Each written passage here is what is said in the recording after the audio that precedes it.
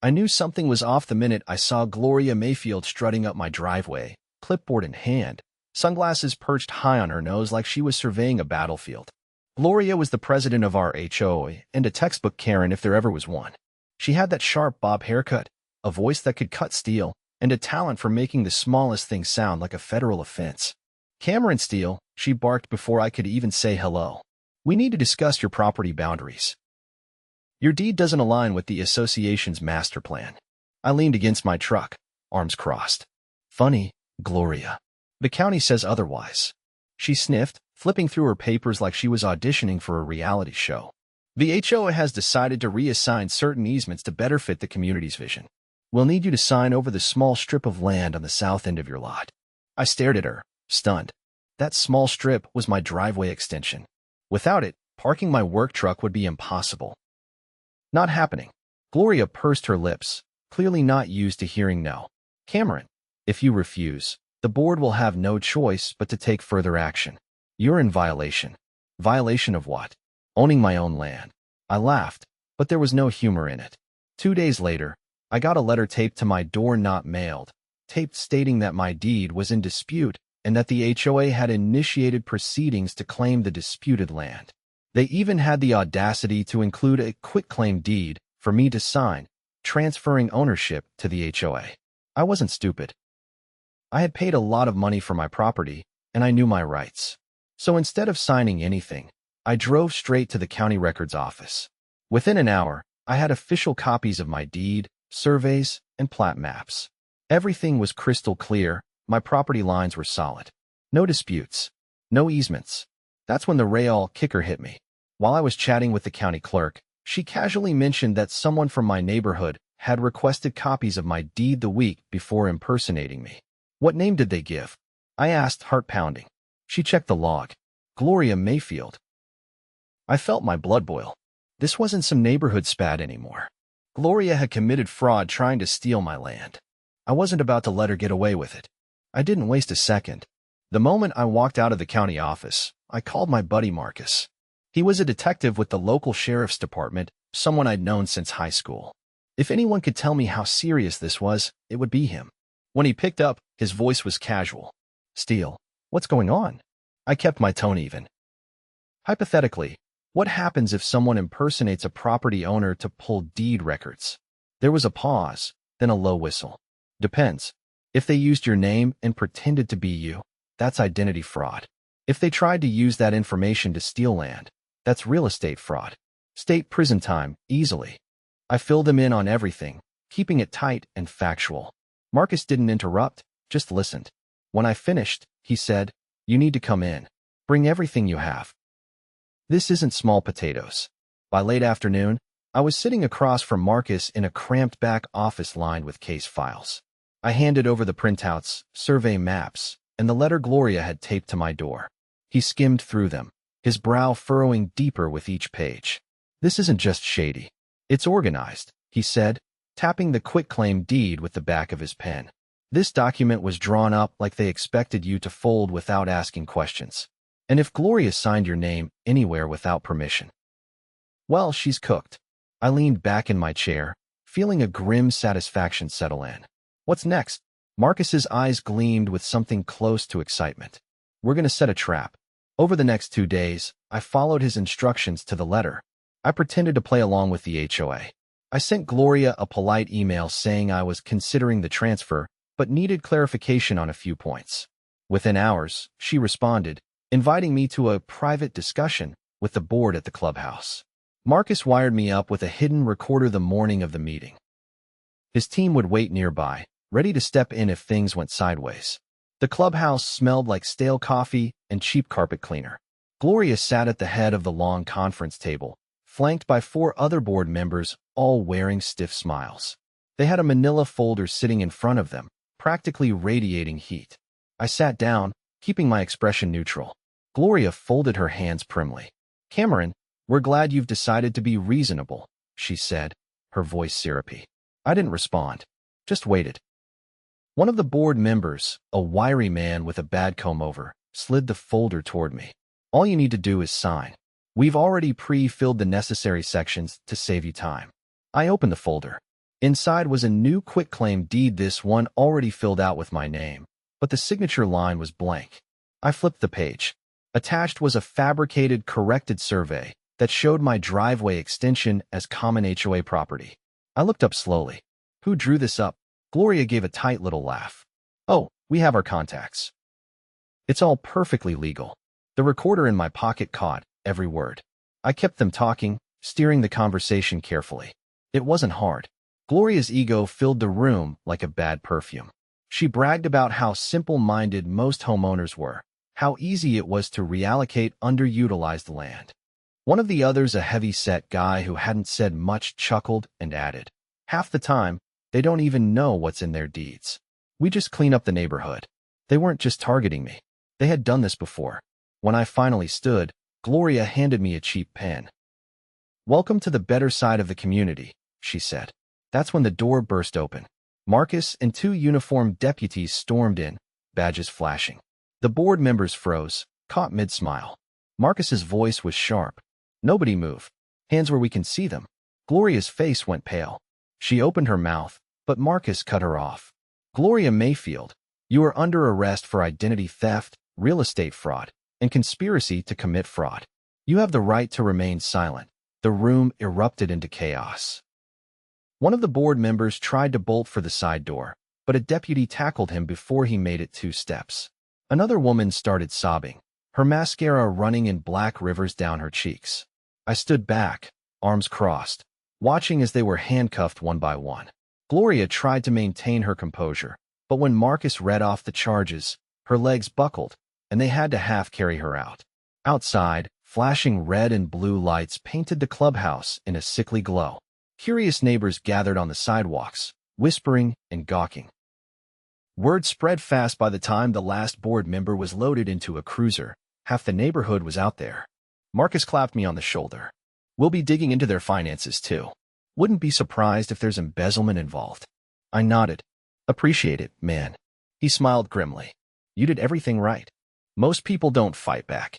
As the cruisers pulled away, a woman from down the street, Mrs. Avila, who always walked her schnauzer past my house, sidled up. "Cameron," she said, voice low, "we've been suspicious for years. Fines popping up, weird fees." But nobody could prove anything. I looked around at the gathering crowd. They weren't just curious, they were angry. Betrayed. Mrs. Avila squared her shoulders. "We need a new board. One that plays by the rules." I nodded. "We'll hold elections. Legit ones." Over the next weeks, the fallout was brutal. Investigators uncovered that Gloria and her cronies had been running a full-blown racket for years. Falsified violations, fake liens, rerouted funds, it was all there. The county prosecutor stacked charges like cordwood. At trial, the evidence was overwhelming. Gloria's defense team tried to spin it, tried to paint her as a misunderstood leader who only wanted the best for the community. But the recordings, the forged documents, and the testimony from dozens of homeowners buried her. She was sentenced to 15 years without parole. The rest of the board got between 8 and 12 years each, depending on their involvement. Meanwhile, the HOA was placed under court-ordered receivership. An independent management company was brought in to oversee operations until the community could elect a new board. Transparency became the new buzzword. Monthly meetings were public, every financial transaction logged and posted online. The best part? The driveway extension stayed exactly where it belonged on my land, untouched. One evening, a few months after the dust settled, the neighborhood threw a block party. Kids ran through the sprinklers, old-timers played cornhole, and someone even hired a food truck that served pulled pork sandwiches the size of your head. As I nursed a cold beer, Marcus wandered over. "You know," he said, "this whole thing? It's probably going to end up in a training manual." I chuckled. Glad I could help. He tipped his bottle toward me in a mock toast to standing your ground. I clinked bottles with him, feeling the kind of satisfaction that only comes from beating a bully at their own game and making sure they never got the chance to do it again. The block party buzzed with a kind of electricity that hadn't existed in the neighborhood for years. People laughed easier, voices carried farther, and you could feel the weight that had lifted from everyone's shoulders. Still, even with Gloria and her crew sitting behind bars, there were lingering problems no one could ignore. The old HOA board had left a mess deeper than anyone realized. Missing records, unapproved expenditures, and a mountain of shady contracts that had quietly drained homeowner dues into consulting fees and beautification projects that never materialized. The court-appointed management company had started digging through the association's books, but within a week, they hit a wall. Half the financial documents were missing or deliberately destroyed. One evening, I found myself sitting in the temporary office they set up in the clubhouse, flipping through a box of what looked like shredded receipts, when the new operations manager, a sharp-eyed woman named Denise Holloway, dropped a thick envelope onto the table in front of me. "Found this hidden behind the ceiling tiles in the old boardroom," she said, brushing dust from her sleeves. I opened it carefully. Inside were photocopies of bank statements, correspondence with a shady property development company, and a handwritten ledger that tracked, under the table, payments to certain contractors. My stomach twisted as I read through it. Denise leaned over my shoulder. "Looks like they were planning to sell off the community green spaces to private developers." Quietly, parcel by parcel. I rubbed my jaw, feeling the anger coil tight. Were they pocketing the money? Almost definitely. But without the originals, it's hard to prove. I glanced at the bottom of the ledger and froze. There, in Gloria's unmistakable handwriting, was a line item that read, "C. Steele easement negotiation in progress." They were counting on stealing my driveway to sell it off, I said under my breath. Denise nodded grimly. And probably a lot more. The next morning, Marcus and I met with the assistant district attorney, a wiry man named Louis Tran, who wore his exhaustion like a badge of honor. His office smelled like burnt coffee and determination. "You're telling me they were trying to liquidate common property and individual parcels without owner consent?" Louis asked, tapping his pen against a legal pad. "Exactly," I said, "and they destroyed evidence to cover it up." Louis pushed back from his desk. "We've already got them on fraud and identity theft. This takes it to another level: racketeering. Organized criminal enterprise." Marcus crossed his arms. "You can charge them under RICO." Louis gave a slow, deliberate nod. "If we can prove intent to defraud multiple homeowners for financial gain, it fits." He stood, motioning us toward a whiteboard covered in case notes and timelines. He grabbed a marker and started sketching. "We'll need testimonies from affected homeowners, proof of financial transactions, and any communications that show premeditation. If we can establish a pattern, we can hit them with enhanced charges." I spent the next 3 weeks helping gather evidence. Denise coordinated with other residents, digging up whatever scraps of paperwork they could find: old newsletters, meeting minutes, even casual emails where Gloria hinted at monetizing underutilized assets. Neighbors who had been fined for petty violations came forward with their own stories. One man had been forced to pay for a non-existent fence repair.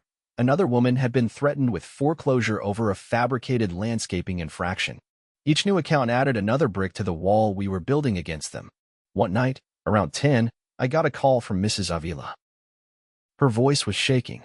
"I found something," she said, "in my attic. It's from when I was treasurer, decades ago." I drove over immediately. She met me at the door with a battered metal lockbox. Inside were original copies of old financial statements, untouched by Gloria's tampering. They showed a clear, legitimate trail of funds until the year Gloria took power. After that, the numbers didn't add up at all. "This blows apart their defense," I said, thumbing through the pages. Mrs. Avila nodded, her face pale but determined. "I want to testify." By the time the grand jury convened, we had overwhelming evidence. Louis presented it with surgical precision, laying out the systematic theft, the falsified violations used to extort homeowners, the secret deals with developers, and the deliberate destruction of association records.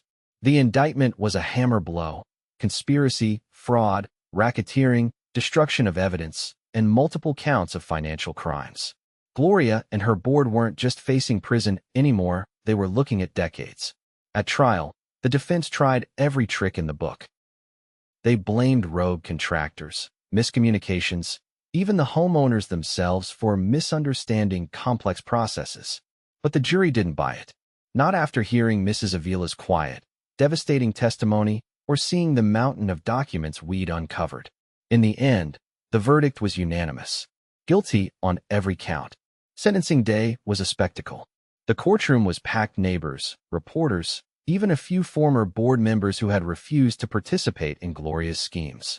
The judge, a no-nonsense woman with silver hair and piercing eyes, didn't mince words. You betrayed the trust placed in you by your community. You exploited legal structures for personal gain. Your actions were not mere lapses in judgment, they were calculated, sustained attacks on the very people you were supposed to serve. She handed down the maximum sentences aloud. Gloria got 35 years. Her top lieutenants received between 20 and 30 years each. None of them would see freedom again without gray hair and regret following them. Afterward, out on the courthouse steps, the neighborhood gathered in a loose circle. There were hugs, tears, and a few cautious smiles. The wounds were still fresh, but for the first time in a long while, there was hope. Denise approached with a clipboard, the good kind this time. "We're setting up a homeowner committee," she said, handing me a sheet. "Transparent elections, open books, rotating leadership. No lifetime appointments." I signed without hesitation. As the sun dipped low, casting long shadows across the courthouse plaza, Marcus clapped me on the back. "You ever think about running for president?" he joked. I chuckled. "After all this?" "I'm happy just minding my driveway." He nodded once, serious now. "You saved this place, Cameron. Don't forget that." I didn't plan to. Not ever. Later that week, a new sign went up at the entrance to the neighborhood. It was simple, carved in clean letters. A community by the people, for the people. No HOA logo. No fine print. Just a reminder that we had taken back what was ours, and we were never letting it go again. The first official community meeting after the sentencing was held at the local middle school auditorium neutral ground. No one wanted to set foot in the old clubhouse anymore. The turnout was overwhelming. Folding chairs lined every aisle, latecomers stood along the walls, and the air buzzed with a cautious optimism. I sat near the front with Denise, Marcus, and a few other neighbors who had stepped up during the investigation. Denise tapped her clipboard with a pencil, scanning the crowd. "We need to rewrite the bylaws from scratch," she said under her breath. "No more loopholes, no more vague language." Marcus leaned back, arms folded. "We also need checks. Rotating audits, outside oversight, clear term limits." From the stage, a tall woman with short, silver hair adjusted the microphone. She introduced herself as Karen Whitlock, the court-appointed community liaison. Her voice carried easily through the auditorium. "We are here tonight," Karen began, "to rebuild the foundation of this neighborhood on transparency, accountability, and trust." The first order of business was electing a transitional committee.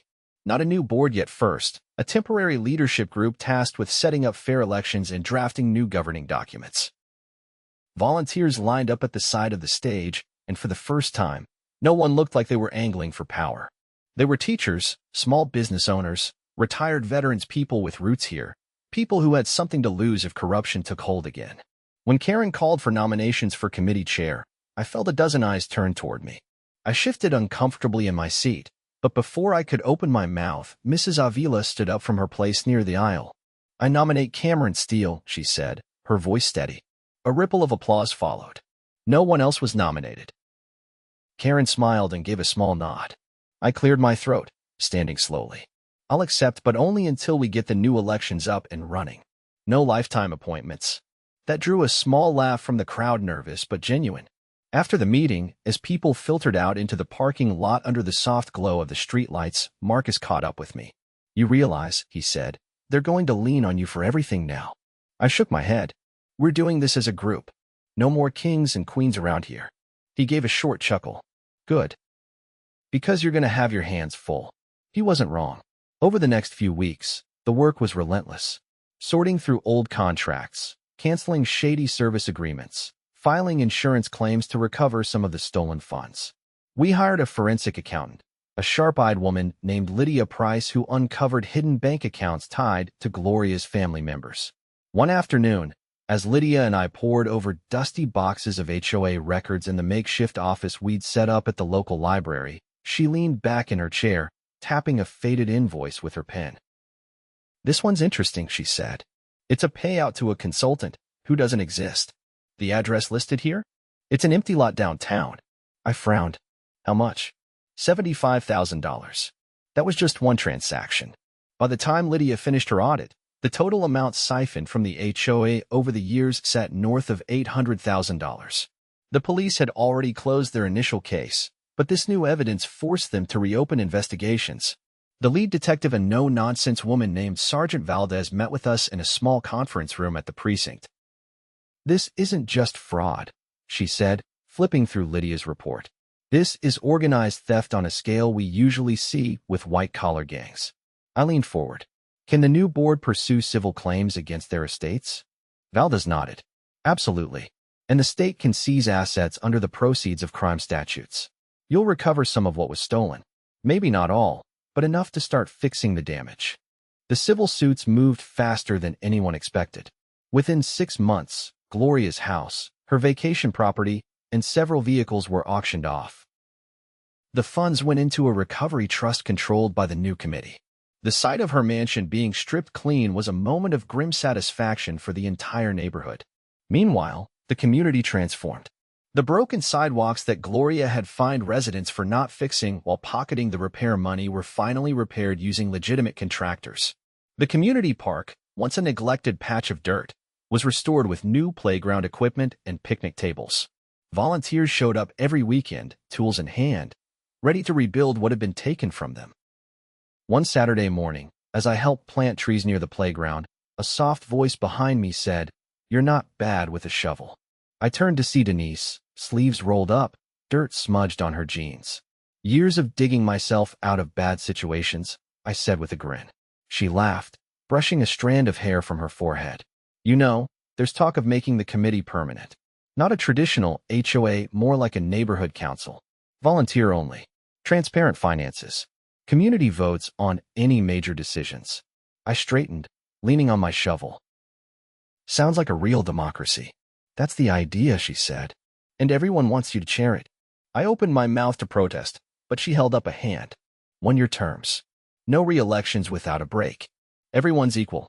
I thought about it for a long moment, watching kids chase each other across the newly laid sod, parents chatting by the fresh-painted gazebo. "All right," I said finally. "But only if we put it in writing." She nodded. "Already drafting it." By the end of the year, the community council was ratified by a neighborhood-wide vote. 92% in favor. Every homeowner received a copy of the new charter, simple, clear, and free of the legal traps that Gloria and her cronies had exploited. The first official council meeting was held under the open sky at the new park. No locked doors, no secret agendas. Just neighbors sitting in folding chairs, passing around lemonade, voting on real issues. As the sun set, casting long golden rays across the park, I stood up to say a few words. No speeches, no grandstanding. Just a quiet acknowledgement of how far we had come.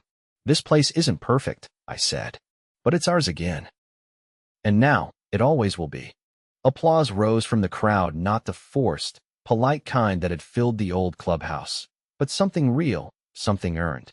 Later that night, as I walked home along the freshly repaired sidewalks, I passed the old signpost where the HOA once displayed violation notices like public shaming rituals. Someone had replaced the faded bulletin board with a hand-carved wooden plaque. It simply read, "Welcome home." I stood there for a long while, hands in my pockets, breathing in the crisp night air. No clipboard-wielding tyrants, no bogus fines taped to doors, no backroom deals to steal what we had built. Just a neighborhood, a real one this time, where every voice mattered and no one could ever take that away again.